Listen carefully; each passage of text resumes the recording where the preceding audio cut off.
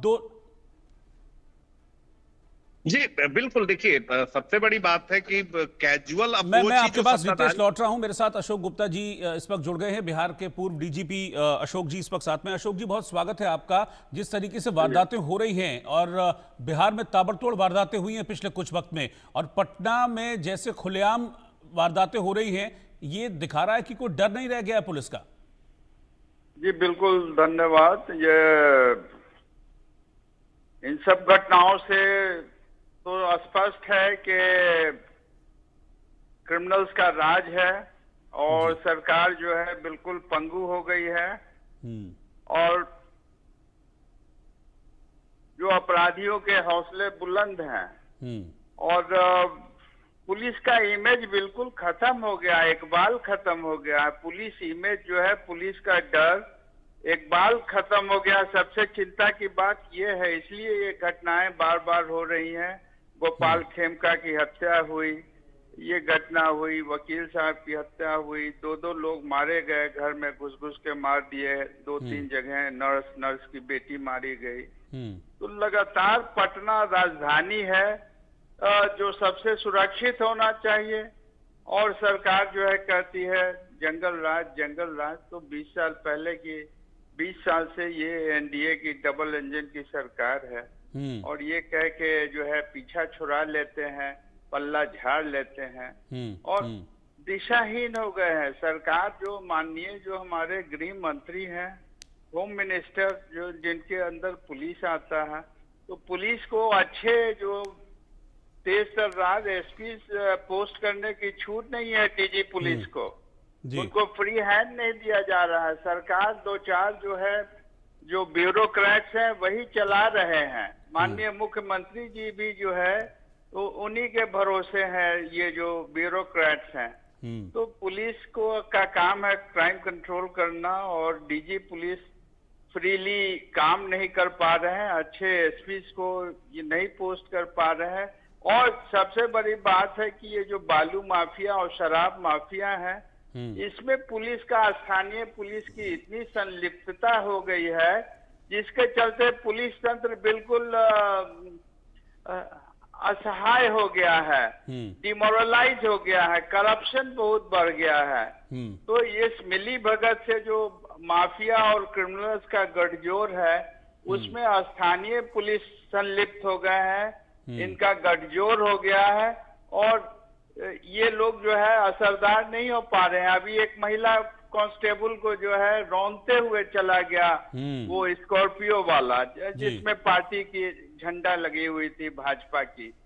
तो ये क्या बतलाता है कि सरकार के प्रश्रय में, सरकार की जानकारी में घटनाएं घट रही हैं, और सरकार की नीतियां जो है वो बिल्कुल करप्शन और क्राइम, लॉ एंड ऑर्डर में पुलिस तंत्र का कोई इंटरेस्ट नहीं है।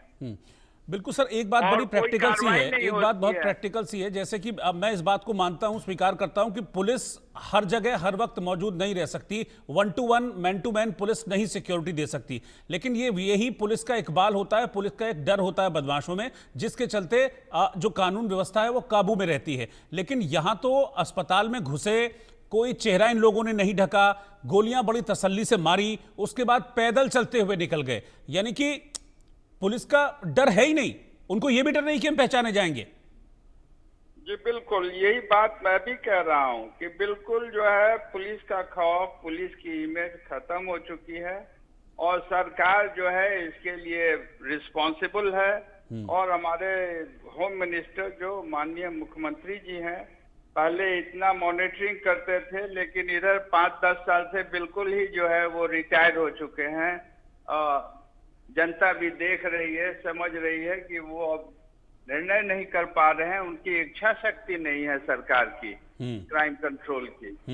और जो नीतियां हैं, ये शराब बंदी की और ये बालू गिट्टी, ये जो नीतियां आई हैं, उससे करप्शन को बहुत बढ़ावा मिला है।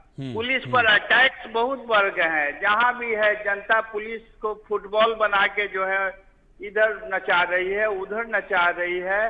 बिहार में एनसीआरबी के आंकड़ों के हिसाब से पुलिस के खिलाफ जो लोगों के माफिया तत्वों के हमले हुए हैं उसमें 300% की वृद्धि हो गई है।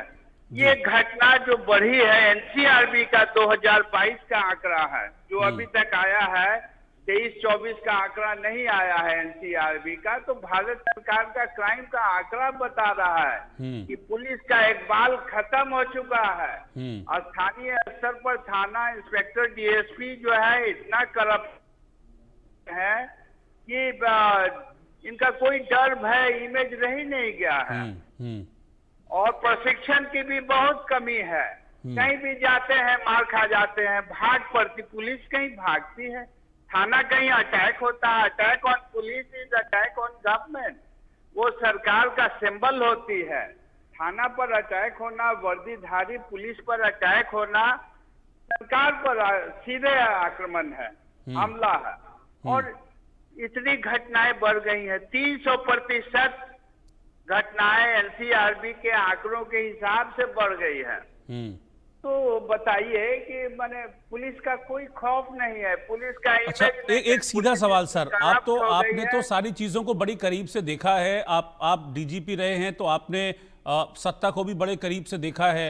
क्या बिना सरकार के संरक्षण के, क्या बिना सफेद पोशों के संरक्षण के लिए ये पॉसिबल है? नहीं, बिल्कुल नहीं, बिल्कुल नहीं, ये बिल्कुल पॉसिबल नहीं है। बिल्कुल सरकार इसमें रिस्पॉन्सिबल है। सरकार की इच्छा शक्ति नहीं है, विल पावर नहीं है। और जो सफेद पोश है, माफिया तत्व है, वो उनका प्रश्रय है अपराधियों को और माफिया तत्वों को। इसमें कोई शक नहीं है। ठीक, थैंक यू सर साथ में जुड़ने के लिए। जी बहुत। तो ये दो तस्वीरें आप देख रहे हैं, ये चंदन मिश्रा मर्डर केस से जुड़ी दो तस्वीरें हैं। पहली तस्वीर में अंदर आते हुए बेखौफ बदमाश, ये 5 बदमाश जो अस्पताल में सुबह के वक्त तड़के अंदर घुसते हैं। चंदन मिश्रा कमरा नंबर 209 में, अस्पताल पारस अस्पताल के कमरा नंबर 209 में भर्ती था, जहां पर उसका इलाज चल रहा था। ये 5 बदमाश अंदर घुसते हैं, मर्डर करते हैं और उसके बाद दूसरी तस्वीर आप देखिए कि 5 बदमाश एक एक कर यहां आराम से फरार हो जाते हैं। और ये एक मर्डर की तस्वीरें नहीं हैं, ये कानून व्यवस्था की हत्या की तस्वीरें हैं, ये पुलिस के इकबाल की हत्या की तस्वीरें हैं जो आप इस वक्त देख पा रहे हैं अपने टेलीविजन